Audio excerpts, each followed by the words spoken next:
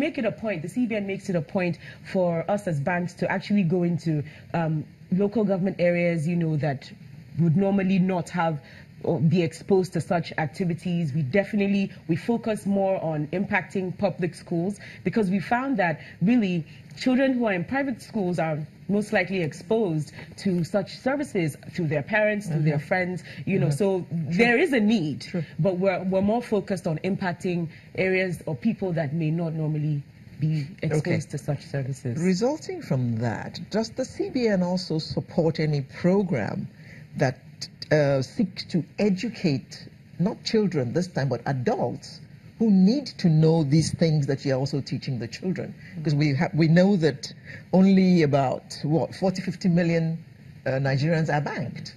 So there's more unbanked Nigerians than there are banked. Is there any such program? Absolutely. There are quite a few things that the CBN does.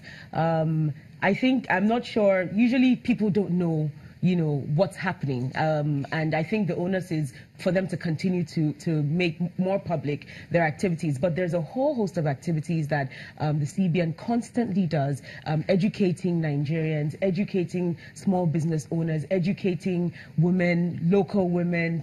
Yeah, so there are a number of initiatives. Women. Yes. Market women. And even other government agencies Absolutely, as well. So there's Bank of Industry, there's the Lagos State Employment Trust Fund. So they all sort of work with in tandem to increase the level of financial. Okay, Simi, now let's come to Global Money Week. Yes. So that is taking place this week and it's ending today. Tomorrow.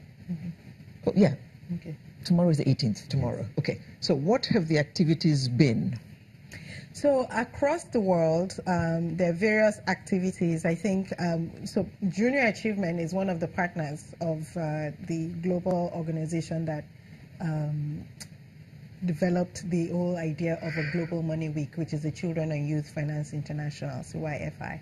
And so across Africa, all JA countries even are going to stock exchanges, they're going to schools, they're working with different banks.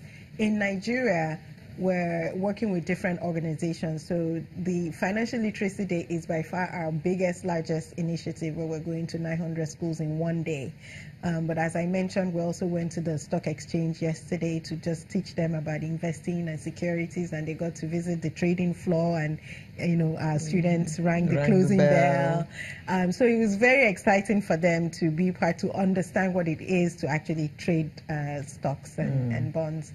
And then we also we just invested in a credit education curriculum to teach SMEs how to borrow responsibly. So that one is for the adults. You were asking about things that we're doing. So to help young people who are going into business learn about borrowing responsibly and keeping their FICO score, which is their credit score, high and things. So we're just trying to make sure that we develop a generation of financially savvy citizens that can take Nigeria to the next level.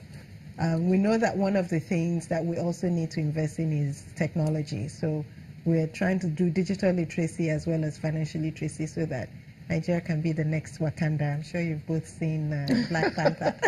Oh, in fact, in parentheses, there was a little joke that there are now flights from Atlanta to Wakanda. Should you wish to go and visit. Exactly. Yes, back to Global Money Week.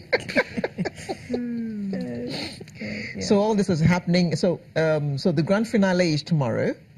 Yeah, so we've done our grand finale, which is the ringing the closing bell at the stock exchange. But we have a number of banks, one or two, who were unable to do the program on Thursday because the schools were having exams and we're quite strict about it. So there will be a number of them who are going to do it this coming week. And then the next phase is for us to compile the impact report and send it to the CBN to say what the students have said about the experience.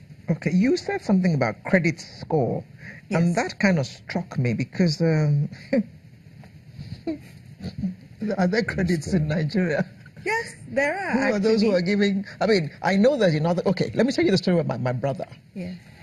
He went to America, and coming from Nigeria, this was in the 70s, where everything was cash. he also went there with that cash. So he finished school and wanted to buy a house. Went into a bank, wanted some credit to help him with. And they said to him they could not give him the money because he had no credit history. Footprint. Yes. He wasn't owing anybody. And he said, but I thought you would be happy with me that I don't owe anybody. He says, no. No, because then if we lend you something, we have How no we sure history you are of going whether to you pay. back or not. Yes. And it's part of the curriculum that we just developed, actually, on letting people understand that you need to start building a credit history. How? In Nigeria? How do you do that? Yes, there is in Nigeria. So your phone bill, instead of doing the pay as you go, do the postpaid. Just bits by bits. When you buy your house, take a mortgage, don't pay cash. Just different ways to start building your credit. Yeah, but the mortgage company is going to charge me 25%. So why do I want to do that? Because you want to build your credit history. Find a mortgage company that won't charge you 25% because you're good for it. So because I want to build a credit history, I should just go ahead. Go and get myself into debt. Exactly. I thought they said it was... Car loans, there are different things. No, but I thought he said that he that borrows is a slave to the lender. So why would he be encouraging me? CBN, why would he be encouraging me to go borrow? I'm actually not... No, you're a representative of the bankers committee, so you're a banker. So tell us, why would he be encouraging us to go borrow? I think I'm just going to stick with Simi on this and say, if you want to build that credit history, it's something you're going to have to do. Yeah, but to whom does it matter? What do I need that credit history for? So if you intend to own, and it's not for everybody, if you intend to own a business that will seek a business loan someday, they need to know that you're going to pay it back, that you're good for your word. It's just like when people want to go for a US visa and they always tell you just go and come because they want to see that you have a track record of collecting visas and you've gone and come. But if you take the first one and you go and stay there, that's it. You'll never get a visa again because you overstayed. So it's the same concept where they want to see that you've borrowed a little, you've paid it back. You borrowed a little, you've paid it back. So the day you want to go and get a $10 million loan, you have a history of the day I borrowed $100, I paid it back. The day I borrowed $1,000, I paid it back. So you've established that credit. Okay. All right. I don't know if I'm convinced, but okay. All right. I'll leave it. Okay. Cindy, as we wind down, you said something about developing a curriculum. Yes. Are you working with the government, the Ministry of Education, to include financial literacy in basic education in the country, so that junior achievers doesn't have to be pushing this every year, but now becomes a day?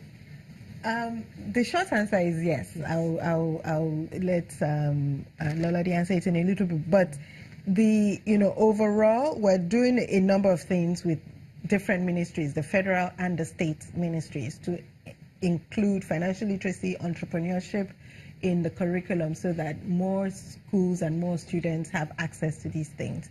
Because the way the world is going, it's not going to be about book knowledge. It's going to really be about the practical experience that we have. And so the way junior achievement programs are structured, we don't have textbooks that the students read. They're all activities. And so we always say, look, the Ministry of Education, when you develop the curriculum, we can come in as a partner where we're doing a practical aspect of it. But yes, I think there is an initiative to develop a financial literacy curriculum. So as Simi has said, that actually kicked off last year in 2017. So the CBN, working in conjunction with the banks, but also with the state and federal government education ministries, have actually developed a curriculum specifically on financial literacy. I believe it's going through the final approval process, but the curriculum has been developed as well as a teaching guide for our teachers, and it will be, the intent is to include it as part of the regular secondary school curriculum that's taught. Okay. Thank you so much. Global Money Week, which is ending tomorrow. And as I said, thank you so much. Simi Nwogo, Executive Director, Junior Achievement Nigeria. Well, they're still planning things for more children. And Lolade Awogbade, who is representative of the Bankers Committee of the CBN in charge of financial literacy. Thank you so much, ladies. Thank you so much. Wish you well as you round up the Financial Literacy Week. Thank you. Thank you. Thanks. Sunrise will be back in a moment. Please don't go away.